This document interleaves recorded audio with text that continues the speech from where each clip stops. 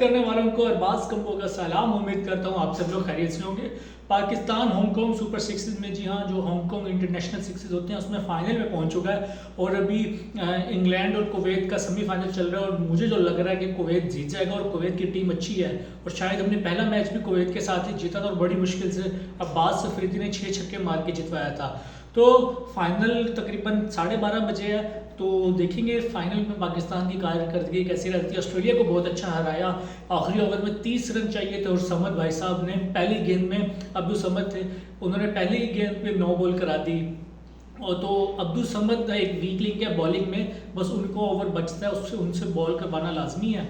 और मगर बैटिंग में वो थोड़े अच्छे हैं तो इसलिए उनको टीम में रखा हुआ है, वरना मैं साद मसूद एक है अगर लेग स्पिनर है, वो मुझे उनकी बैटिंग भी काफ़ी पसंद है। उनके मैंने एक उनके डोमेस्टिक टूर्नामेंट हो रहा था तो उसमें मैंने उनको देखा था और मुझे काफ़ी वो इंप्रेसिव लगे थे और उन्होंने मुझे इंप्रेस किया था। लेडीज एंड जेंटलमैन, अगर हम करें Pakistan versus south Africa ODI series का पोस्टमार्टम, अभी जो कल तीसरा मैच हमने खेला और शानदार हमें कामयाबी मिली है। पाकिस्तान ऐसे ही जब भी थोड़ा हारने लगता है, जब भी फंसता है, जब भी थोड़ा सा क्रिटिसिज्म होता है तो ये चुप करके सीधा स्पिन पिचेस बना लेते हैं। दूसरा जो ओडीआई था उसमें हमने थोड़ी फास्ट पिचेस रखी थी, हमने फास्ट बॉलर को डाला, अपने स्पिनर को रेस्ट करवाया तो उसमें बुरी तरह हारे।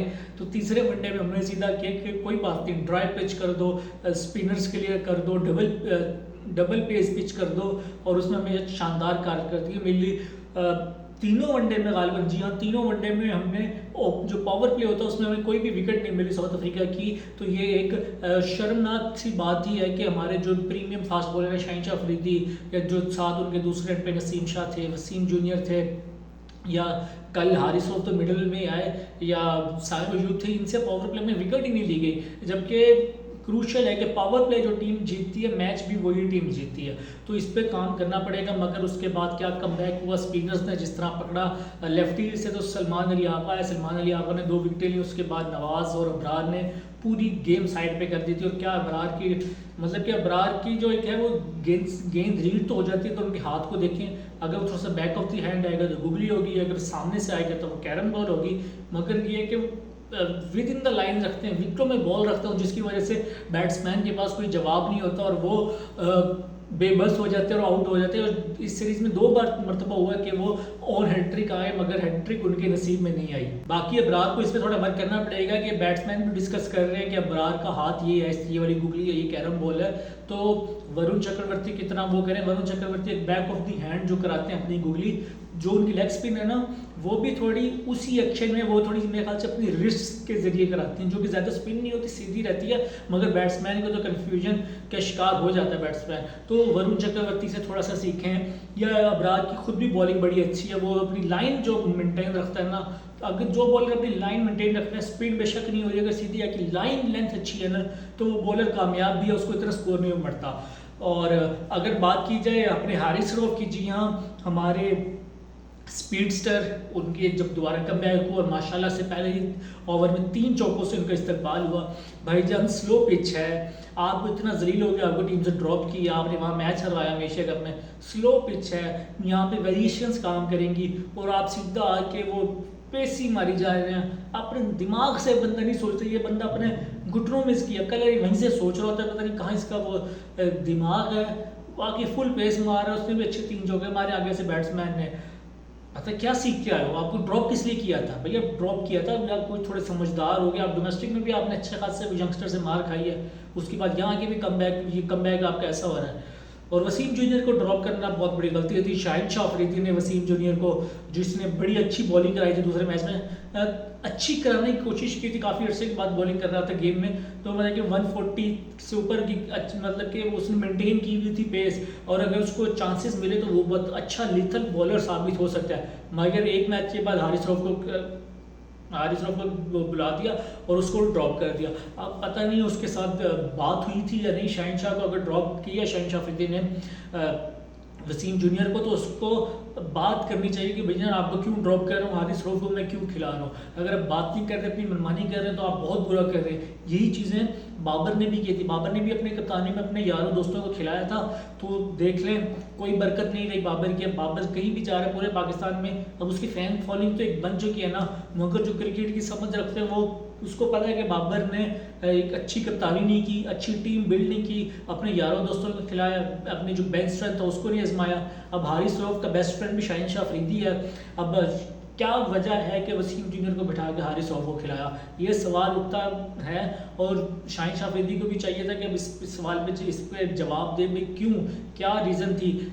स्लो पिच थी, यहाँ पे रिवर्स बॉल हो, जहाँ पे रिवर्स होना था ना बॉल, जब बॉल पुराना हो जाना था, तो वसीम जूनियर से अच्छा रिवर्स कौन कराता है? हारिस रऊफ भी कराता है, मगर वसीम जूनियर ज़्यादा अच्छा रिवर्स कराता है। खैर, पाकिस्तान जीत चुका है साउथ अफ्रीका के अगेंस्ट। पाकिस्तान में पहली बार जी हाँ वनडे सीरीज़, और शाहीन शाह अफरीदी भी पहली अपनी सीरीज़ जीत चुके हैं अपनी कप्तानी में। मगर इसका अब ये मकसद नहीं है ना कि यही टीम खिलाए जो मैं चाहता हूँ। जी हाँ, मेरी गुजारिश है कि पाकिस्तान अपनी ए टीम या पाकिस्तान अपनी जो जूनियर्स प्लेयर्स होते हैं उनको खिलाए श्रीलंका के खिलाफ। जी हाँ, 11 को अभी दो तीन दिन बाद श्रीलंका के खिलाफ हमारी वनडे सीरीज होने जा रही थी मैचेस की। अब जी हाँ, अब कब तक ऐसा होता रहेगा कि भाई पाकिस्तान के जो एक मेन प्लेयर्स है, पाकिस्तान की जो एक स्ट्रॉन्ग टीम है वो खेल दे बाकी टीमों की बी टीम के साथ, सी टीम के साथ। जैसे अब साउथ अफ्रीका आई थी, ऑस्ट्रेलिया आती है, इंग्लैंड आती है, भाई अब पाकिस्तान की भी बारी, पाकिस्तान भी अब अपनी बी टीम को भेजे। जी हाँ, दूसरे प्लेयर्स को भेजे, अपने मेन प्लेयर्स को रेस्ट करवाए। अब शाहीन शाह अफरीदी अब ये तीनों वनडे श्रीलंका वाले भी खेलेगा, मुझे पता है। भाई शाहीन शाह अफरीदी को रेस्ट कराया जाए, अब एक ऐसा कप्तान बनाए जिससे शाहीन शाह अफरीदी को खतरा ना हो। तो आप लोग सजेस्ट करें कौन कप्तान हो सकता है? भाई मैं चाहता हूँ हुसैन तलत को बना दें कम बैक कप्तान। ज़्यादा मुझे गालियाँ ना दिएगा कि उसकी तो टीम में जगह नहीं बनती, उसकी टीम में जगह बनती है। डोमेस्टिक में वो परफॉर्म करता हुआ आ रहा है, उसने वेस्ट इंडीज़ में भी हमें मैच जितवाया था। अब इस बेचारे से 2 मैचेस में चला नहीं है, तो हम माफ़ी दे देते हैं। थोड़ा सा चांस मिलना चाहिए, जितना साइम अजूम को चांस मिला उतने हमारे ये जो मिडल ऑर्डर बैट्समैन है, जो टेल अंडर हैं, इनको भी थोड़ा सा चांस देना चाहिए। तो हुसैन तलत को हम कप्तान बना सकते हैं, रुहेल नज़ीर है, उसके अलावा हसन अली में भी मुझे पोटेंशियल नज़र आता है। उसको कराची किंग्स ने भी वाइस कैप्टन बनाया था, तो इनको कप्तान बना दें ताकि शाहीन शाह जैसे मोहम्मद हारिस भी एक अच्छे वो कैप्टन मटेरियल है, मगर शाहीन शाह अफरीदी की आदत से इतनी बनती नहीं है। और ऐसा कप्तान होना चाहिए जिससे शाहीन को ख़तरा ना हो गई मेरी जगह ले लेगा। तो ये बनाएं और शाहीन शाह अफरीदी को रेस्ट करें, क्योंकि अब हमारा जो एक पहला मेन गोल है वो है 2026 वाला T20 वर्ल्ड कप। हाँ, 2026 में हो रहा है श्रीलंका में, उसमें स्पिन पिचेस वगैरह बननी है, तो हमें शाहीन की ज़रूरत है। शाहीन हमारा प्रीमियम फास्ट बॉलर है यार, तो शाहीन को हमने उसमें खिलाना है, तो उसको थोड़ा बचा के रखना है। कि उसको कप्तान बनाना बड़ा फजूल बात थी, तो अगर बना दिया तो अब उसको बचा के रखना है, उसको रेस्ट कराना है। बाकी उसका दूसरा, अब सलमान अली आगा को है, उसको इतना प्रेशराइज ना करो यार, उसको T20 दी, जब वो T20 वर्ल्ड कप तक उसी को रहने दो, उसके बाद फैसला करेंगे कि उसको कंटिन्यू रखना है या नहीं। और उसके अलावा हमारे कौन से प्लेयर हैं यार, अजान है, और अभी शुमैल है जो एक ऐसे कुछ नाम है, फिर एक शाहजेब खान है, मेरे ख्याल से उसने इमर्जिंग एशिया कप में बड़ा अच्छा खेला था। और एक दो और प्लेयर्स हैं जिनका नाम आ रहा है काफ़ी, जो कायद आज़म ट्रॉफी में बड़ा अच्छा स्कोर करते आ रहे हैं। अभी खुशदिल शाह ने 200 मारा है कायद आज़म ट्रॉफी में। तो इन प्लेयर्स को दोबारा टीम में लेके आएँ, और जो हमारे मेन प्लेयर्स हैं उनको रेस्ट करवाएं, और उनको T20 में जो वर्ल्ड कप हो रहा है उनकी तैयारी कराएं। बाकी अब्बास अफरीदी है, मीर हमजा है, आकिफ जवेद है, इतने सारे फास्ट बॉलर्स पीछे बढ़ पड़े हैं। धानी भी एक ज़माने में होता था, पता नहीं धानी इंजर्ड है कि क्या है, उसको भी इन सारे प्लेयर्स को चांस दें। बाकी जो मेन प्ले बॉलर्स हैं इनको थोड़ा रेस्ट करो यार, भाई बोर हो गए हैं। कब से इन प्लेयर्स पे देखे जा रहे हैं, कब से फ़खर जमान को देख रहे हैं, कब से बाबर, रिजवान, शाहीन शाह अफरीदी, हारिस रऊफ। भाई हम भी अब चाहते हैं कि पाकिस्तान में और कौन कौन सा टैलेंट है, कुछ नए प्लेयर्स को लेकर आओ भाई, नए तरह की थोड़ा सी क्रिकेट देखें, तो हम देखेंगे हमारे फ्यूचर में कितना पोटेंशियल है। अगर हम श्रीलंका से सीरीज़ हार भी जाते हैं तो खैर है, बस अब ये सीरीज़ हो रही है। भाई मैं रिक्वेस्ट कर रहा हूँ कि आप लोग इस वीडियो को इतना लाइक करें, कमेंट्स करें, ये वीडियो जाए PCB तक, और वो भी थोड़ा सोचे कि भाई हाँ मीडिया का भी प्रेशर आ रहा है, अब हमें इन्हीं प्लेयर्स को नहीं ले आना ताकि ये प्लेयर्स ही खेलते रहें, इंजरी हो जाए। 140 प्लस जाम बोले कराते थे, इन्होंने आहिस्ता आहिस्ता 120, 25, 30 तक आ जाना। थोड़ा पेस इनकी भी रहे, तो रेस्ट करा के अगर बॉलर फास्ट बॉलर गेंदे कराएगा तो पेस रहती है उसकी। तो बाकी जो हमारे ऊपर वाले हैं, फ़खर जमान भाई ड्रॉप होना चाहिए, कन्फर्म ड्रॉप होना चाहिए। साइम अयूब उसने वनडे में अच्छा खेल लिया, कमबैक कर लिया, अपना कॉन्फिडेंस उसका बहाल हुआ होगा। बाकी बाबर आजम इस वाले इनिंग्स में थोड़ा अच्छा टच नज़र आ रहा था, मगर अब देख लें बाबर को वनडे खिलाएं, क्योंकि मैं नहीं चाहता कि बाबर को श्रीलंका लेके जाए, क्योंकि श्रीलंका में स्पिन पिचेज हैं और रिजवान ज़्यादा अच्छा स्पिनर्स को खेलता है रादर दैन बाबर आजम। और रिजवान ने मिडल ऑर्डर में CPL वगैरह में खेला है और वहाँ परफॉर्म भी किया है। तो रिजवान को अगर हम वर्ल्ड कप में ले जाए T20 वाले वर्ल्ड कप में और बाबर को रेस्ट कराते तो ये कैसा मशवरा है, कैसा ये एक आइडिया आप बताएं मुझे। तो खैर खातिर नज़रात ये थी ब्रेक डाउन मैच का, बड़ा अच्छा रहा। पाकिस्तान ने अपना तीसरा आराम से जीत गया मैच, 143 पे आउट कर दिए, 8 आउट स्पिनर्स ने किए हुए। तो उसके बाद 2 यॉर्कर्स मारे। शाहीन ने तकरीबन अपने 37वां ओवर था या 38वें ओवर में आया था, 36वें ओवर में भी आया था ब्रेक के बाद, उसमें बॉल कराई, उसमें विकेट नहीं मिली। 4वें ओवर में आया तो उससे सीधा ठाठा करके बोल्ड मारे, चलो निकलो साइड पे हो मेरी, मैं हूँ यहाँ का फास्ट बॉलर, मैं हूँ यहाँ का करता धरता, तुम लोग मेरे आगे स्कोर बनाओगे।